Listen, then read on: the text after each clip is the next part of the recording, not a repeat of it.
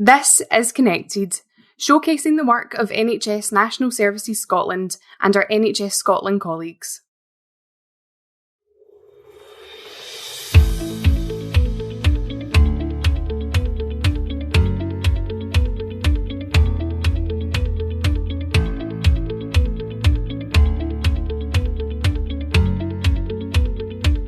Hello listeners and a warm welcome to Connected, your podcast from NHS National Services Scotland. I'm your host, Richard Pidgeon. I'm delighted to be joined this episode by co-hosts Karen White and Lisa Walker. Karen, it's great to have you on board. Thank you, Richard, and welcome everyone who has joined us from the new podcast platforms that we have joined. We're really excited to be bringing this to a wider audience and we hope you enjoy it.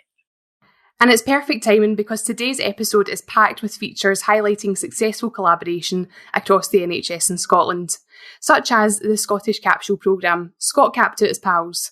ScotCap is a groundbreaking technology that transforms colonoscopy treatment using tiny video cameras that are contained in capsules swallowed by patients. That's amazing. So that's really futuristic, isn't it? So you actually swallow the camera. How does that work? So it's like the camera is inside what looks like a pill, it's swallowed by the patient, and then the camera takes images which are beamed remotely to clinicians to allow them to detect signs of cancer and other conditions. So our colleague Hannah Chalmers will be catching up with Dr. Angus Watson of NHS Highland, who is clinical lead for ScotCap. Angus tells us all about ScotCap's remarkable benefits for patients and for our NHS, as well as updating us on the ongoing rollout across Scotland's health boards. That all sounds really interesting. And recently, they won the Industry Collaboration Award at the prestigious Holyrood Connect Awards earlier this month. So that's really exciting. Well done, everyone who was involved. A bit of a spoiler alert, but we've got a celebrating success feature later on where we talk more about the awards that have been won recently by NSS and our colleagues. Thanks, Lisa, and that's definitely one I'm looking forward to later in the show. From celebrating success to remembering history, October is Black History Month, and Connected brings you a special double feature focusing on its importance and relevance to all of us, regardless of colour. Harry Dozie, Race Equality Policy Coordinator at Scottish Government, and NSS's own Dr Nicole Priddy of the Scottish National Blood Transfusion Service reflect on their own personal and professional experience as Black people performing crucial work on behalf of the people of Scotland. Yeah, it's a really powerful piece, and thanks again to Harry and Nicole for taking the time out to speak to us at Connected. And speaking of time, Lisa, we're in danger of running out of it with such a packed show, so let's get connected.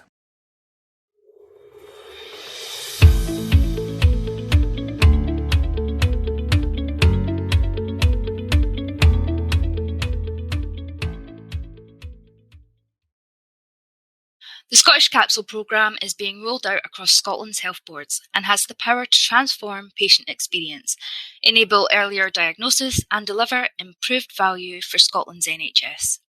Hannah Chalmers caught up with Dr Angus Watson of NHS Highland, clinical lead for the programme, to find out more. Over to you guys. Hi Angus, thanks very much for joining us today. We last spoke in the summer of 2018 when the colon capsule pill had just been developed and trials were starting in the NHS Highlands. 2 years later, the capsule will now start to be trialled across other NHS Scotland boards. Yeah, no, it's great to speak to you again, Hannah. I remember you phoning me, and I was in the Western Isles at the time, about to speak to colleagues in that health board about joining in the evaluation of colon capsule endoscopy. And it's been a very exciting journey since that time because we're now rolling out the service across the 14 health boards in Scotland. That's great. Could you firstly explain a bit about the capsule and the ScotCap programme itself for our colleagues who may not be familiar with it?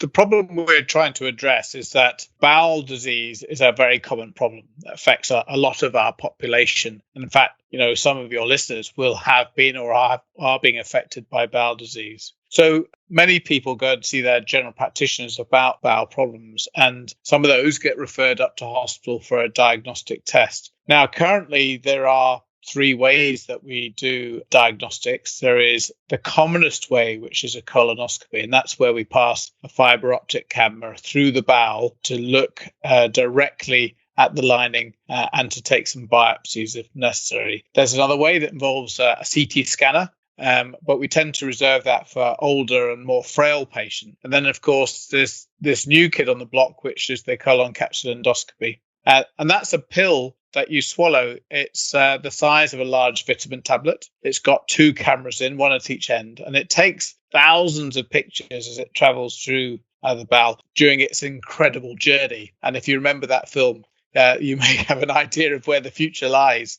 Patients do have to take powerful bowel prep to clean the bowel out so we get good images. And then you just poo the capsule out.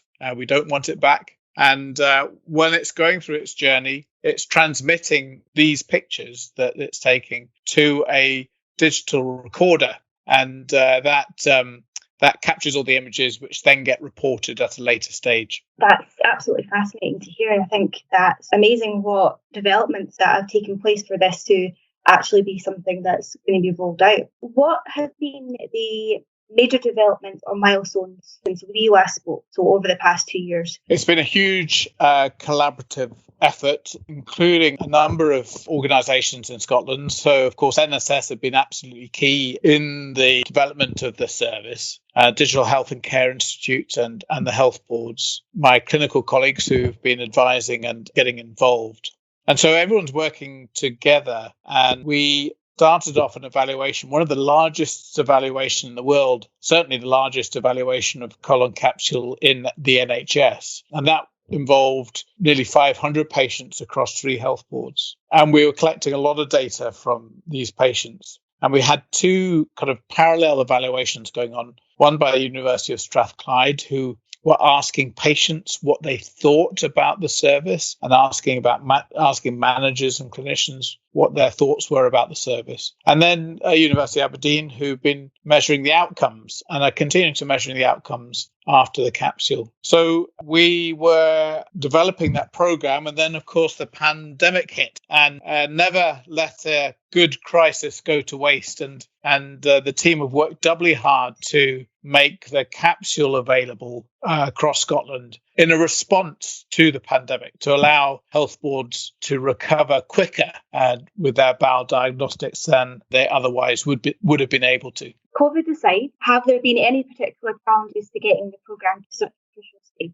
Yes, it has been challenging, and it's always challenging to introduce an innovation across lots of different health boards. And I would say this, but it'd be much easier if we had fewer health boards to deal with. There are things like information governance, making sure that the data is being very securely passed between the different entities that need the data. There have been issues around where the capsules are done, and we've experimented by using general practices and community hospitals, and we've even been looking at the potential of using local pharmacies. We've done some really innovative things like use the special pharmaceutical services to post out bowel prep to every single patient in Scotland. So normally what happens is that local endoscopy units will send out the bowel prep, the laxatives needed for the capsule. So instead of getting 14 different health boards to do that,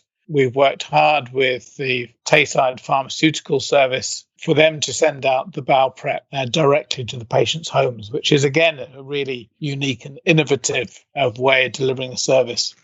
So things have progressed quite quickly, I would say, over the past 2 years. What do you think brought about the acceleration of the programme to the other boards, or was this just the plan all along to get this done within the past 2 years? I mean, that's a really good question, because there's no doubt that the pandemic has accelerated our plans. If the virus hadn't hit us, we would have been slightly more measured in that we would have waited for the full evaluation to have completed all the data to come through. The Scottish Health Technology Group were going to do a further assessment of the technology, and NSS were going to create a business plan which they'd present to Scottish Government. What's changed is, of course, the virus, and we've been very agile in our response to it, in that we've analysed the data that we had, and we've realised that the capsule is very safe, it's well tolerated, it's very good at picking up significant bowel disease like polyps, large polyps in the bowel and bowel cancer. And we therefore engaged with clinicians across the health boards using webinars and other publications to engage them and to seek their opinion. And ultimately, we've got clinical leads in every health board that we've agreed a single pathway. We've agreed which patients will benefit most from the technology. And we're working hard now in deploying the services through health boards in a very controlled way. So very shortly, Greater Glasgow and Clyde and NHS Tayside are going to be the next boards that take up the service. The final question I've got for you today is, what do you see happening with the programme in the next 2 years? Do you think by that time it will be rolled out to all the NHS boards in Scotland and you might be working on something else? Yeah, so definitely. I think our plan is to have the service across Scotland. And it's really interesting because of our work in Scotland, NHS England colleagues are now wanting to start colon capsule endoscopy services in England. And so we've had multiple conversations with our colleagues south of the border. That's very exciting that work led by us in Scotland has been seen to be of value south of the border too. I think there's some really exciting developments. There are going to be cheaper and better pill cams coming onto the market. I think artificial intelligence is going to be a key player in going forward, in that AI will help us with the reading and reporting of the capsule images. And that's highly exciting. We're creating a national registry so that any patient who has a colon capsule endoscopy in Scotland will have their data, their outcome data recorded. And that data will be made transparent for everyone, all our partners to see. And that will help iterate the service. Part of that outcome data will include how patients feel about the service. So hopefully we'll be getting good quality feedback about how they feel, so that can iterate the service in the future. So lots of exciting developments around colon capsule endoscopy. And I think there are a lot of lessons learned along the way that could be transferred to other innovations. And that's exciting too, particularly the innovation partnership, which is a very novel way of procurement.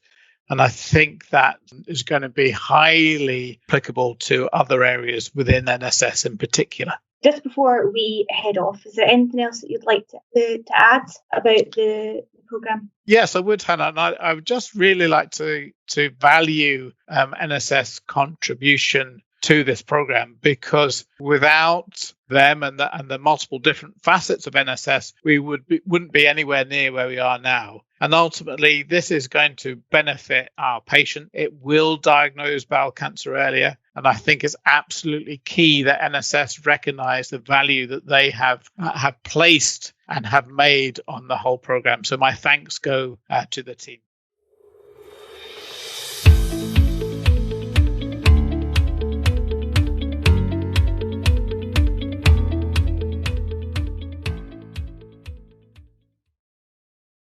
Now we move on to a new section in which we take just 60 seconds to pass on some transformational tips. My emails had a bad habit of being so long that they made War and Peace look like the Beano. However, I recently heard about some good tricks to help improve my email practice, and we're delighted to share those with you today. Now Lisa, you've got 60 seconds to transform some lives. Good luck. Here are our 6 top tips to make your emails more readable and save time. Short paragraphs, 4 lines maximum, even shorter is better.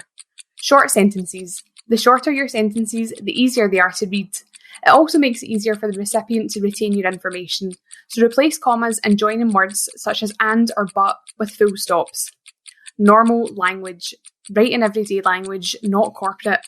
A good tip, read it out loud. If it sounds clunky, simplify it. Talk first. For complex or tricky topics, call via phone or Teams.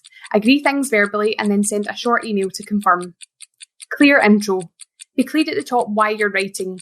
I'm writing to, and then insert the reason for the email. And last of all, headings. If you need to send a long or complex email, break it down into sections, each with a heading.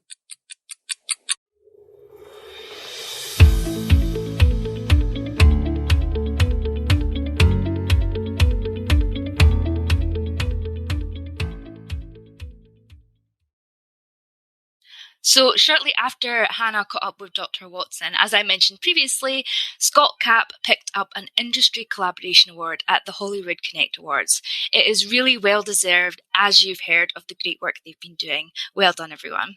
I'm sure it won't be the last for the team. It's been a bumper month for awards, recognising colleagues across NSS. Counter Fraud Services struck gold at the UK-wide Public Finance Awards 2020. CFS won the Outstanding Proactive Fraud Detection and Recovery Award, with judges hailing their fantastic use of insights and collaboration that delivered exceptional results. One of the many areas where the team saw incredible results was in the dental sector. A significant number of dental and ophthalmic patients were wrongly claiming exemption to their treatment costs. The Counter Fraud team used a blend of initiatives to reduce the annual level of incorrect payments claimed by more than £2 million. Here to tell us more about the impact for dentists is Paul Cushley, Director of Dentistry at NSS. Hi Lisa, thanks.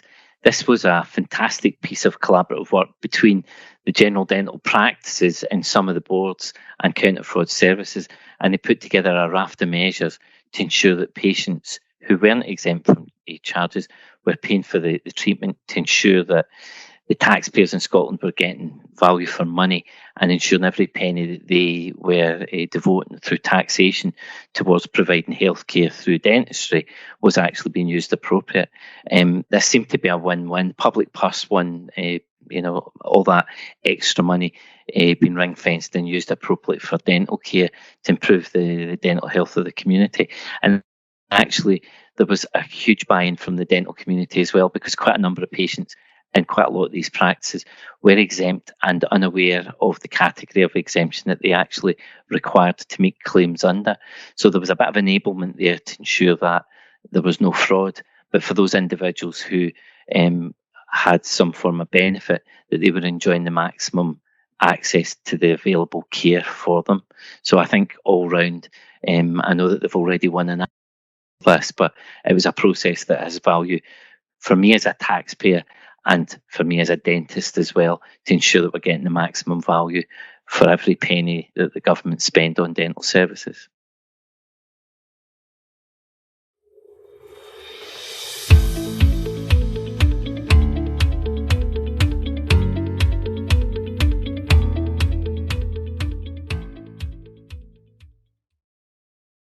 We also had the chance to catch up with Gordon Young, who heads that award-winning NHS Scotland Counter Fraud Services team. Just to give you a bit of background, Counter Fraud Services exist to protect the NHS budget from any sort of financial crime, which could be fraud, theft or bribery and corruption. The current NHS budget is £13 billion, so we're talking about huge sums of money that require to be protected. We won an award from the Chartered Institute of Public Finance and Accountancy, and this is a professional body for people in public finance. They have over 14,000 members who work throughout the public service, including the NHS and local authorities. It's a well-recognised and respected body in the world of public finance, so to get an award from such an organisation really is something I'm extremely proud about. The award was for outstanding proactive fraud detection and recovery work. And from our perspective, this included our newly developed counter-fraud assessment tool to be completed as part of the procurement process, thereby helping to protect high-value NHS contracts. It also included a newly developed awareness workshop for HR professionals and line managers, providing advice and guidance on how a member of staff could become what is known as an insider threat. This is someone from within the organisation who uses their position to cause harm to the organisation, which could be financial, such as fraud, operational or reputational damage. The last element of the award was in relation to our patient claims team, who have developed new ways of working, which has seen significant increase in hard cash recoveries. Last year alone, they recovered over £1 million, which goes back to the Health Board. Our work ensures that vital NHS funds are protected and are available for direct patient care as the public intended. I'm extremely proud of the team for winning this award, as I believe it is justified recognition for the hard work and dedication they display in carrying out what at times can be a very difficult and challenging job.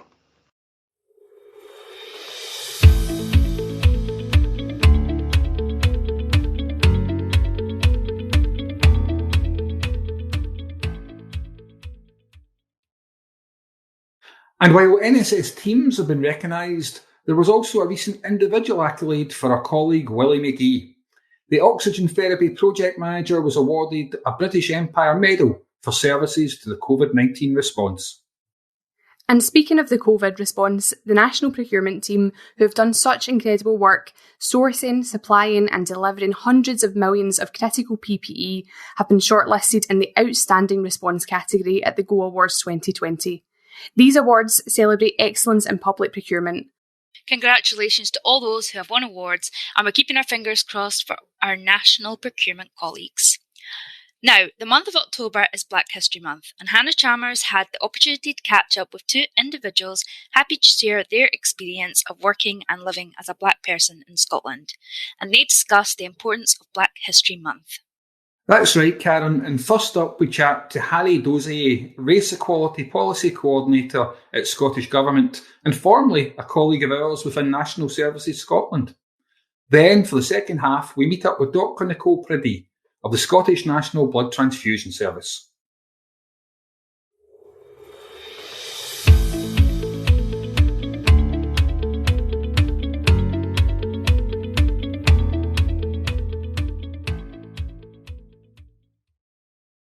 Hi Harry, thanks very much for joining us this morning. We're going to talk a bit about Black History Month today, but also your own personal experiences. Firstly, please just tell me a little bit about you, your background, your job at the moment, and your experiences so far. Great, thanks, Hannah. As you said, my name is Harry Dozier.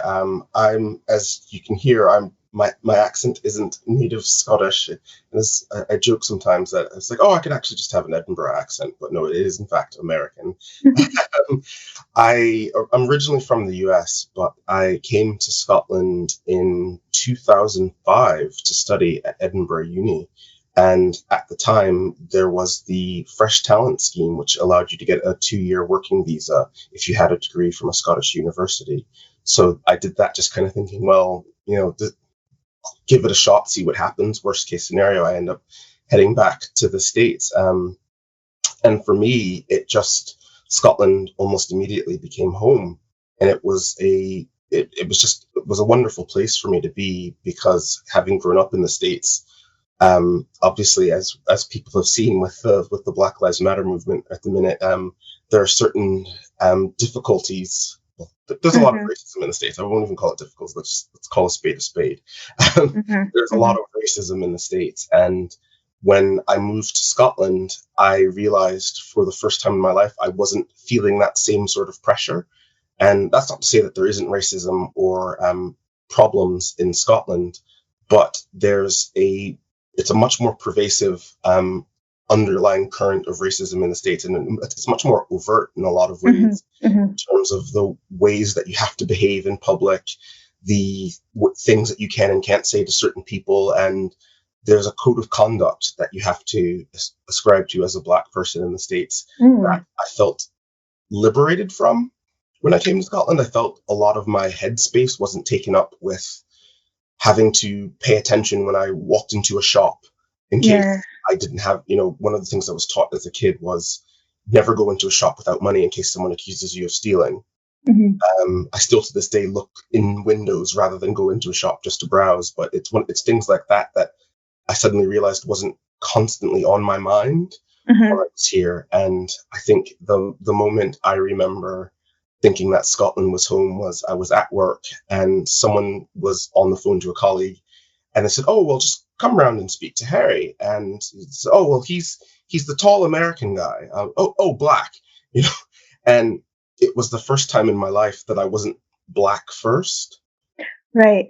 That it wasn't the sole defining characteristic of me. And obviously that is a way to easily identify me in an office, but it was such a wonderful feeling to realize that wasn't the first thing that people thought of me, that the whole of my character. I mean, obviously my Americanism, but as a Black person from the States, it was nice to be American first, as opposed to the color of my skin. So that's what brought me here. Thank you for going through that. It's very interesting to hear your perspective of coming to Scotland as someone who wasn't, natively Scottish, but I like to think sometimes that Scotland's the kind of country that if you want to be Scottish, you are. Yeah. Like it's just right. Okay, you live here, you work here, you've got a partner here. Right, you're Scottish. That's just kind of how we are here, or certainly how my generation is anyway. Yeah. So we're moving on to just race equality, and we're going to go a bit, and hopefully you'll be able to chat a bit about this. Obviously, we both work in public sector. You work for Scottish Government, and I work for NSS. Which are two quite closely linked organisations. We do a lot of partnership working together and work on a lot of policies and programmes together. Why do you think it's important that we have a race equality framework within the public sector? Yeah, I think for me, as I said, my experience of coming to Scotland was one of a bit of relief, but obviously it's not perfect. Racism is going to happen regardless of what country you're in. Scotland's not immune to that. And I think for me, in the Scottish context, in America, it's very clear where the lines are in terms of racism, Black, Latino, white, and lots of other, and Asians. And whereas in Scotland, I think there's lots of subtle differences that I never would have expected. In terms of the kind of invisible minorities, so like Gypsy travelers and Polish communities, that experience racism in different ways. And you still have obviously visible minorities, so your Asian, your Black community, who have experienced racism as well. And I think the importance of having the framework is to make sure that we're aware that it's happening, because I think the biggest difficulty with racism is getting over the hurdle that people don't believe it exists. Yes, absolutely. And as one of the things, as you said, Hannah, since I've been in Scotland, I've always been told, well, you're Scottish now. If you choose for this to be your home, you're Scottish. It's the phrase that Jock Tempson's bairns, which is a beautiful ideal. However, there's still a very real reality that people experience racism and discrimination along different lines than you may expect. So I know we work some with the Irish community as well, and the experience of sectarianism in certain areas makes it difficult for us to separate out the fact of these kind of traditional, kind of long-standing racism issues that exist in Scotland with some of the newer kind of newer quote-unquote racism that people from visible minority groups may experience. But you can't separate all of that out. I mean, like say, people experience racism in different ways, but it's still there. And having the framework helps us focus on those ideals and helps us kind of own up to the fact that it still exists, because you can't fix something that you won't admit to. And that's what the framework is there for, is to help us kind of say, no, it isn't perfect, and we can only work to get better. And this is what better will look like when we get there. Definitely. And I think it's in particular with this sort of iteration of the Scottish Government, I definitely think equality across the spectrum, not just with race equality, but with gender equality, disability rights as well. I think that's something that the Scottish Government are keen to focus on. And it is quite nice, like living. I mean, I myself I am disabled. I've got an invisible disability. So it's quite nice, like having a devolved government that will kind of stand up for sort of minority groups and are making that part of the way that they want the country to work as well. And I do think you're definitely right when you say that racism does exist in Scotland. There are people who don't want to believe that it does, but it does, and it's time that many countries, Western countries, kind of looked inwardly at that as well. We're going to move on to Black History Month. So in the UK, October is Black History Month. I know it's a different month in the US. Is that right? Yes, in the US it's February. February, yeah. So October is Black History Month. I've already seen quite a lot of kind of campaigns from supermarkets. For example, Sainsbury's have got a really strong campaign for Black History Month this year. And you've seen it as a kind of far and wide across sort of public and private sectors. I think it's probably got a lot to do with the Black Lives Matter movement as well. And I think it's not a bad thing that we've got this front and centre this year. But I mean, I guess I would say it's not just about a month. Race equality is an issue year round. But moving on to your opinion on how you feel as a Black person about Black History Month, what does that mean to you? Yeah, it's weird for me sometimes, because being from the States where Black History Month originated, it's a very different thing in the States in some ways, because Black History Month was always part of my experience growing up. Both my parents were involved in the civil rights movement. My mother grew up in Georgia, so she remembers the first time going to a desegregated school when she was about 10. So she grew up under the Jim Crow laws. So the legacy of slavery and the impact that it's had on the Black community in the States is still very much alive. It's still of recent history. Slavery was only abolished in the States 155 years ago. So my great grandmother was the daughter of a woman of enslaved people, and I met my great grandmother. So it's still very much part of our recent history, and I think that in addition to the amazing contributions that Black people have made to both American and UK society is the real point of Black History Month. It's the ethos of there was struggle. There are painful parts of our history, but despite that, we've been able to contribute wonderful and amazing things to society, that we wouldn't be the society where we are today, that if it weren't for the Black community in both countries. And we did that in spite of the hardships we faced. And I think that's the beauty of it. And that's what Black History Month is. It's that celebration of that contribution, as well as the recognition of the difficulties that we faced. And so I think when you look at those two things together, it paints a real picture of strength and pride that I think every Black person should get to feel when they look at the whole of their history, because I see it particularly in the UK, and that pride in country and your heritage. And it should be the same for all minority groups who are part of the UK and part of the US as well. We should be able to have that pride in our heritage as part of Scotland, as part of the UK, as part of America. And that's what Black History Month is. It's to be able to join in that national pride, but also cultural pride. Absolutely. That's a sort of fantastic summary of what that means to you. And it's just so interesting to hear your perspective of it as a Black person, as someone who is not from the UK, but now lives here and has made a home here. It's just so interesting. Moving on. So did you have any role models growing up? Do you think this is important for children from Black and ethnic minority backgrounds to have? I'm quite lucky because I had lots of role models growing up. I think, as I said, both my parents were involved in the civil rights movement.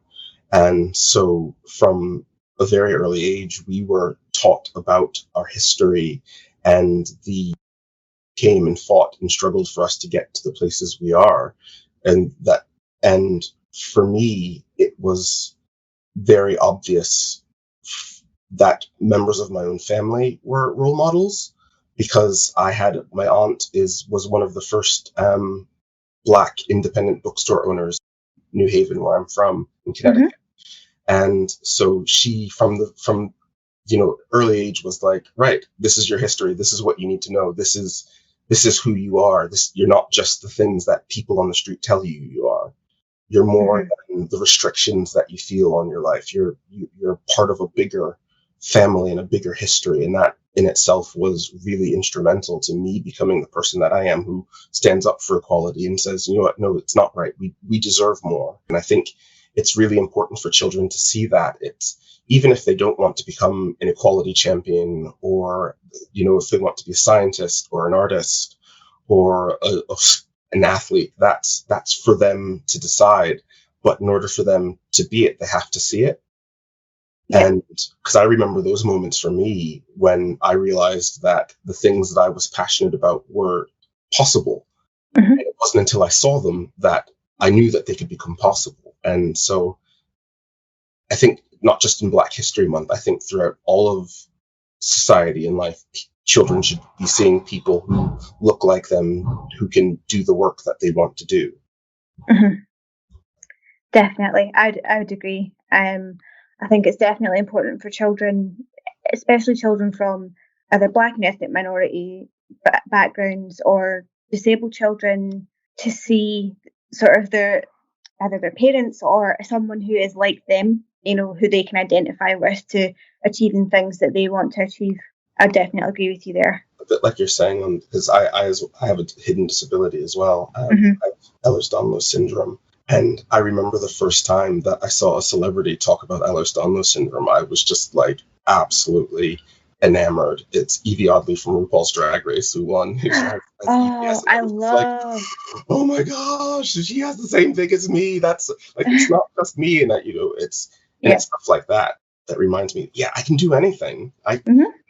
Despite things that other people consider, impairments, are the things that can actually take me somewhere that I want to go. Side note, I absolutely love RuPaul's Drag Race.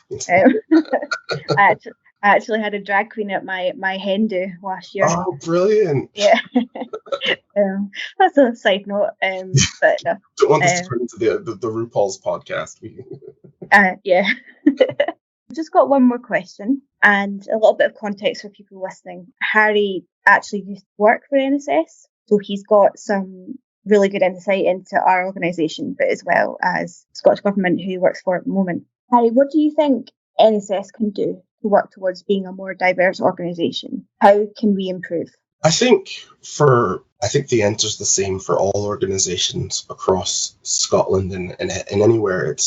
It's recruitment and retention. It's having diverse recruitment panels. It's having people in the rooms where decisions are being made that are diverse, because not just diversity of experience, but thought, and will make all the difference, because so much of the work we do is for people with lots and lots of different experiences. So if the people in the room making those decisions don't have that multitude of experience, then it's never going to get better. So one of the things that I would always suggest is that any organization that does a recruitment exercise make the effort to try and get diverse recruitment panels and say, if we can just have one person on the panel from a different ethnic background, someone with a visible disability, or, gender balance as well, that will help start create the organization that we want to see. Because again, I've been in situations where I've been on recruitment panels and someone's made a comment, not a negative comment, saying, "Oh well, they looked down when they did this," and that's a kind of, and I don't know if that's a great sign. And for me, it's like, well, no, I've been in that experience and I struggle with anxiety, so I know I saw what that was, and that wasn't a lack of confidence. That was a coping mechanism, which helped them get through that moment. And then they answered the question well. So it wasn't a reflection of their ability to communicate. And so it's that multitude of experience then makes that recruitment space so much more inclusive.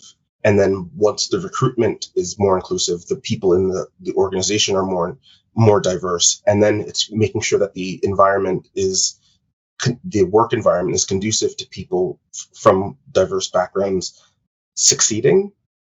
And again, that only comes when the people in the rooms making the decisions are more diverse. They can then support and individuals from all backgrounds to be the best version of themselves at work every day. Brilliant. Thanks very much, Harry. Just before we finish up our time today, is there anything else that you would like to add?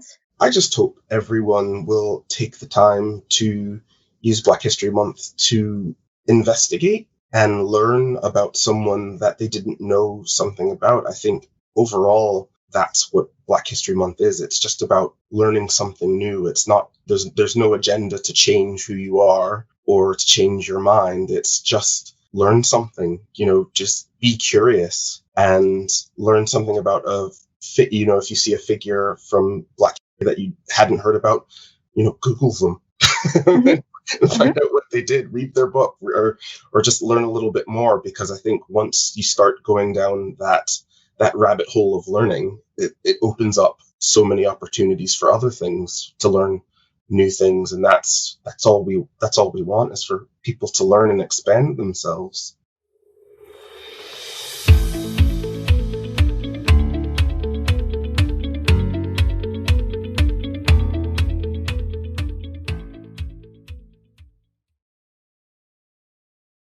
I'm speaking with Dr. Nicole Priddy, who is a consultant haematologist at the Scottish National Blood Transfusion Service. Hi, Hannah. Thanks for having me. Firstly, please just tell me a bit about you, your background, your job role, and experiences that you have had. As you mentioned, I'm a consultant haematologist working at the Blood Transfusion Service. I actually started off, and I'm born and bred in Barbados, and I moved to the UK back in 98 to start university in Northern Ireland, hence the accent.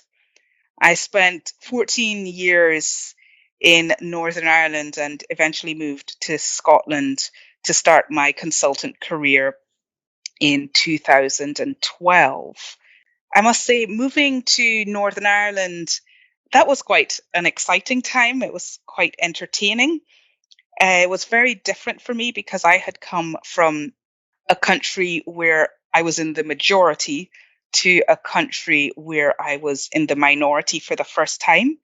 But I was pleasantly surprised by the Northern Irish welcome, and everyone welcomed me with open arms and genuine curiosity without any animosity or hostility.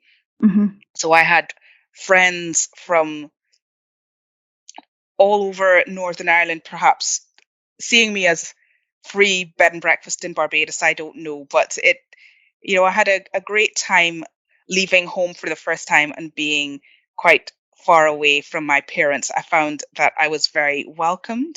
Mm-hmm. And that continued really through my university career.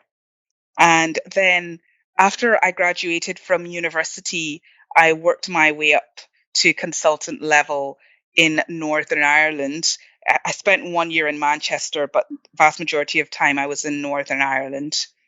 And it was when I started work that I noticed some subtle differences. Mm-hmm. So if I were talking to someone that I had met for the first time outside of the work context, and I said I worked at the hospital, I'd be given a list of options of jobs that I did in the hospital, but none of them ever included doctor. It was as though I couldn't possibly be. Yes, I could work in the hospital, and I had a limited array of roles that, looking like me, that I could fulfill.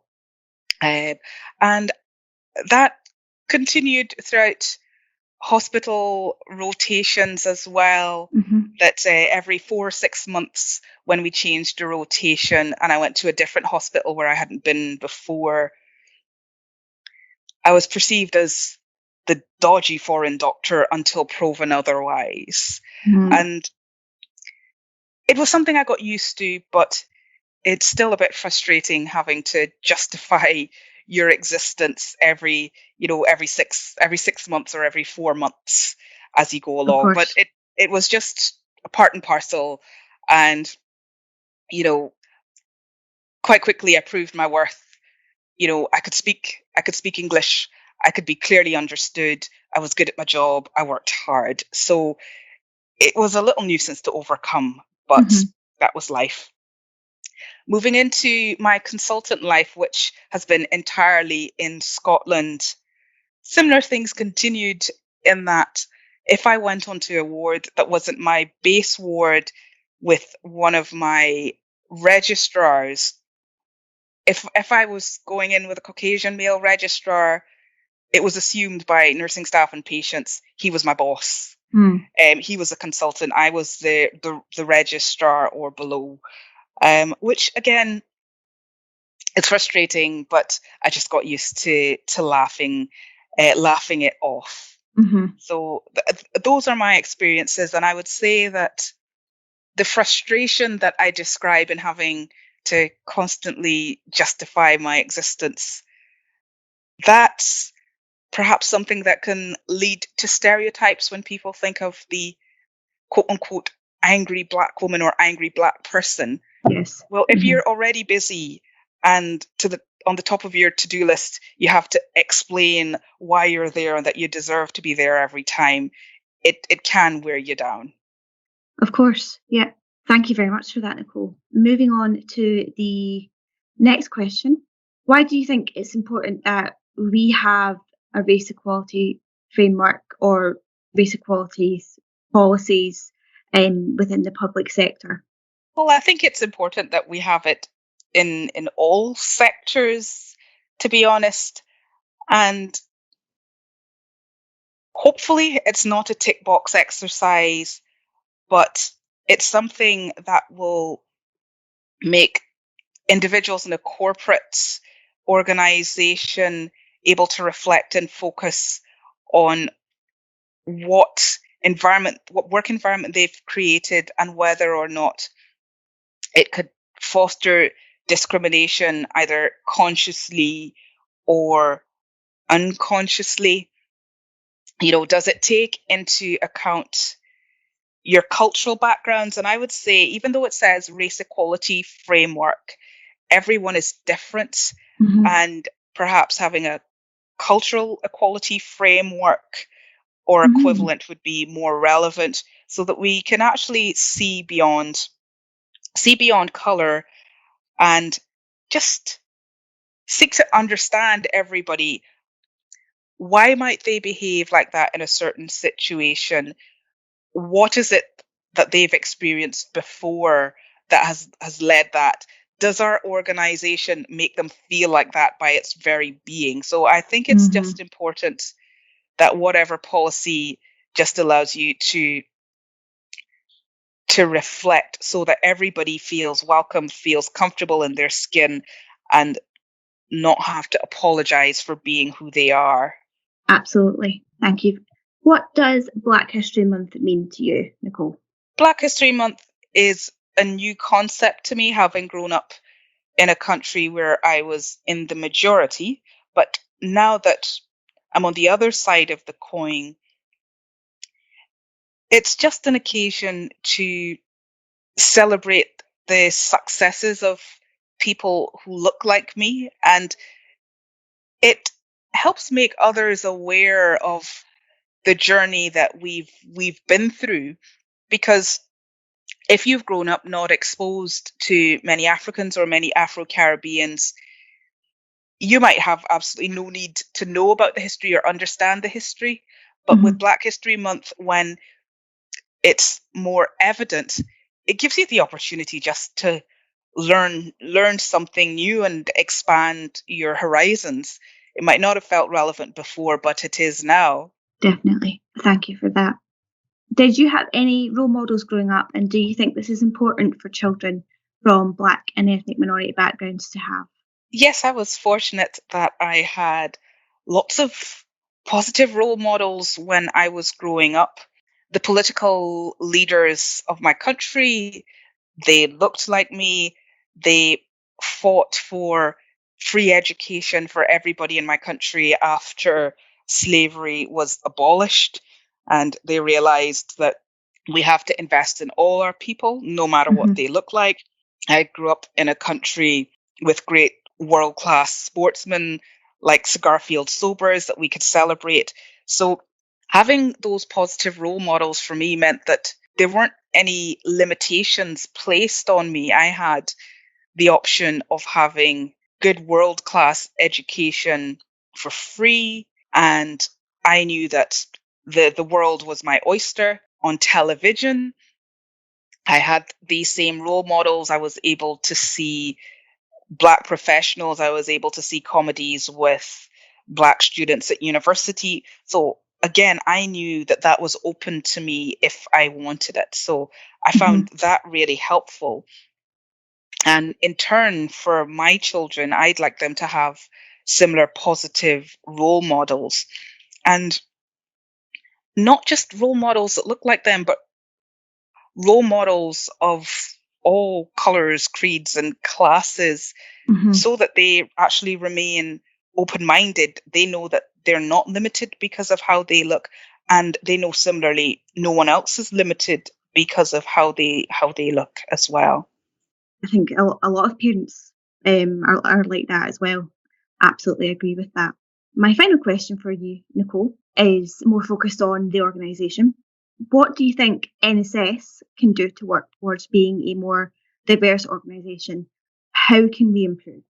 I simply think as an organisation that the focus should be on valuing all your employees so that it's a place that people feel welcome, that no one feels marginalised and they want to work there for a long time. And from my limited time here, the things I think that could be improved are the layers of communication. And I also think that you should allow all your employees, including your ethnic minority employees, to feel empowered, that they can have a voice, they can speak up if they say, or if they see something that's not quite right, and they can feel that they've been listened to and things have changed.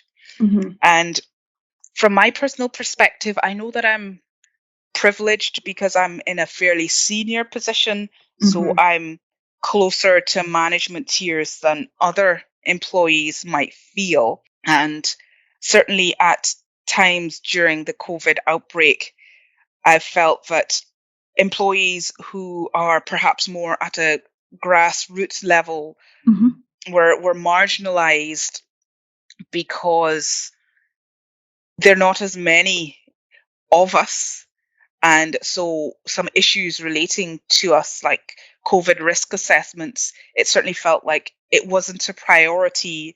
And so it could be pushed down the line until an absolutely perfect policy was reached, rather than allowing managers to communicate with their employees and say, we're aware that we should be doing risk assessments and we're working on it. So that line of communication took a while to open. And also having the employees empowered so that if they were worried, they knew that the employers were working on risk assessments, but if they had any worries, just letting them know that they could come to their management team if they were particularly concerned. From senior level conversations, it took a lot of work and there was a lot of resistance to even just getting that far and saying, okay, our solution might not be in place, but you can speak to your employees or the people you line manage and let them raise any concerns with you and deal with things on a case-by-case basis until we've got a full assessment in place. And I must say that actually had really upset me, even though as I said, I was fortunate and I could work from home. And I just hope that we could learn from that everybody's valuable. There's no job that is worth more or less. We are all here working together to make a better NSS and a better NHS Scotland. I couldn't agree with that more. Thanks very much for sharing your thoughts on that. Just before we finish up, is there anything else that you would like to say today? I'd just like to ask everyone, when they meet someone new, someone that's not like them, be curious about that person, be willing to learn, be willing to find out what's the common thread that unites us, rather than seeking to find areas of division. Just like weaving threads or string, it's stronger if we bind together and we can use our differences to make things stronger. Absolutely. Thanks very much, Nicole.